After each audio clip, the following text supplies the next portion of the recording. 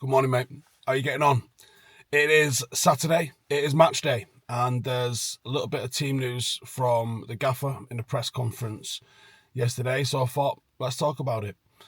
So Harry Maguire and Mason Mount are doubts. Now, if you look at Amorim's team selection in the last few weeks, both of those you would have expected to be playing a significant part, if not starting in these games, I think, anyway. I didn't select either of them in my Brighton preview because I have what I expect Brighton to try and offer against us. You didn't mention Mazraoui, and for me, Mazraoui is just one of the most intelligent footballers at the club. He loves getting stuck in a duel, and I adore that about him. I think that's such a massive attribute to have, is players that get stuck into duels, and especially players who win their duels more often than they lose those duels. I think if there's a chance here, Luke Shaw sits out and Mazraoui plays left side centre half, and I think that would be an incredibly smart thing to do.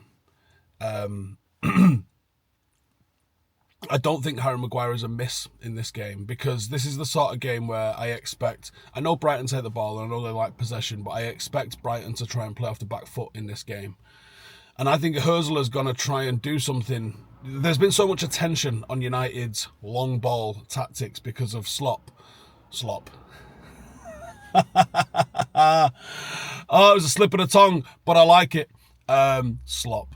Because of slot this past week. Absolutely losing his mind about how many long balls. We played 6 more long balls than you. Or 6 less than you. Something like that. Anyway, either way. Do you know what I mean? It's like completely negligible. And also, is it in the rules? You got to deal with that. Why are we going to play a game? Like, he moaned at us and Chelsea, and there's clips of both us and Chelsea absolutely bopping Liverpool off the park. He's just coming up with, we used to have Klopp excuses. We're getting slot excuses now. Just nonsense. Take some ownership. You know, you were 4 defeats on a bounce. That's not anybody else's fault. It's you and your teams. That's it. You know, anyone can lose any given game. But when you lose 4 on a bounce, the first place you got to look, mate, is the mirror. You know, simple as that. Happy enough to take the credit for winning the title last season. You have to take the rough with the smooth, mate. It's simple as that.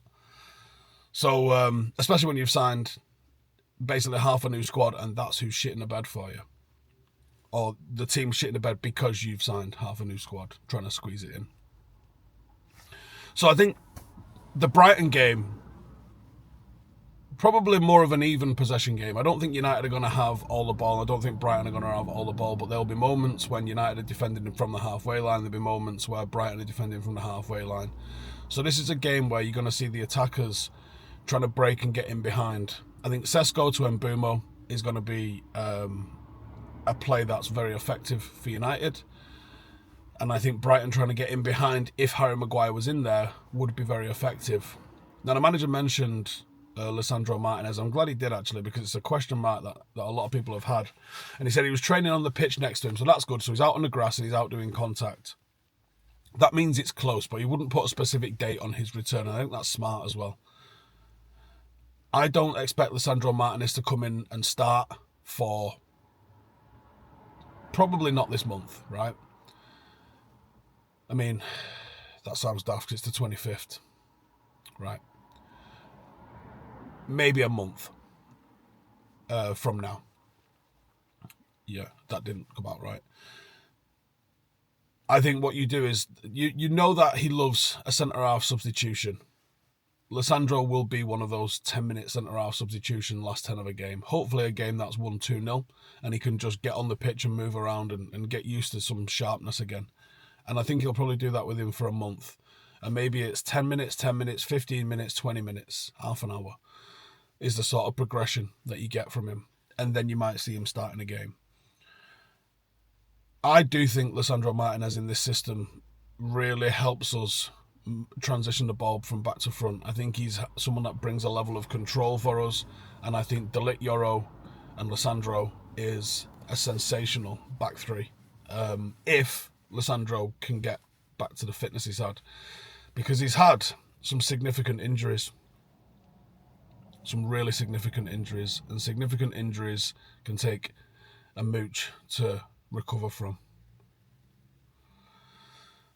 So we don't know how fit Lisandro Martinez is going to be. But yeah, Mason Mount. Mason's been good, and he's added a lot to the team in recent weeks. And I think that every manager seems to really love playing him. He's clearly someone that just follows instructions, really specific instructions that you get from managers.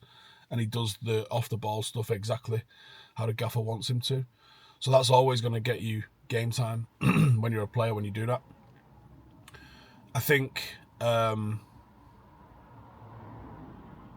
Maguire in this game, less of a miss, because I think you are going to have to defend on the halfway line, and they've got some pace in their forward three. And that would be exposed, I think, with Maguire. They're not going to put the ball in the air too much. The things that he's good at, they don't do. So I'm sure he'll probably be on the bench.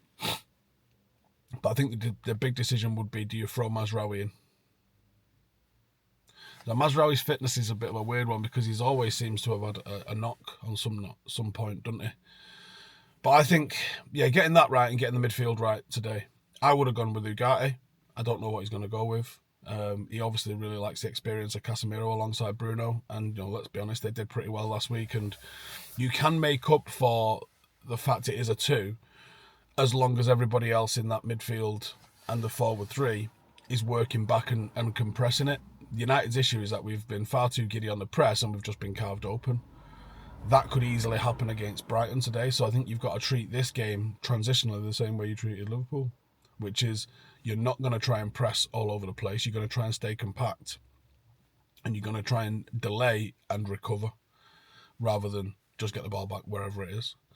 I think if you do that, you've got a good chance. I'm quietly confident going into today's game, which scares me because I ain't been confident all season. And we've been quite poor.